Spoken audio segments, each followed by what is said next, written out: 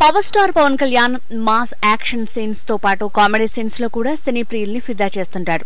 ఇక star comedian Ali చేసే comedy scenes ప్రేక్షకుల్ని నవ్వుల్లో ముంచెత్తుతాయి. అలాంటి వీళ్ళిద్దరి కాంబోకి ఎంతో క్రేజ్ ఉంది. వీరి కాంబినేషన్ లో వచ్చిన పలు చిత్రాలు సూపర్ డూపర్ హిట్ అయ్యాయి. కెరీర్ తొలినాళ్ల నుంచి పవన్ కి అలీ ఎంతో ఆత్మీయ మిత్రునిగా మెలిగేవాడు. అలనాటి తమ్ముడు చిత్రంలో వీరి మధ్య వచ్చే సీన్స్ ఎంతో క్రేజీగా ఆకట్టుకున్నాయి. ఖుషీ చిత్రంలోని సీన్స్ కడుపుబ్బ నవ్విస్తాయి. గబ్బర్ సింగ్ సినిమాలో వీరి కాంబో కామెడీకి కొత్త నిర్వచనం చెప్పింది.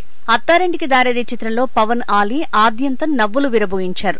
రాజకీయ వైరుధ్యాల నేపథ్యంలో వీళ్ళిద్దరూ కలిసి రీసెంట్ గా ఏ చిత్రంలోనూ నటించలేదు. మళ్లీ వీళ్ళిద్దరి కాంబోలో చిత్రాలు రావాలని సినీ ప్రియులు ఎంతగానో ఆశిస్తున్నారు. ఆ ఆశ ఫలించే సమయం త్వరలో ఉందంటూ రీసెంట్ గా వెల్లడించారు అలీ.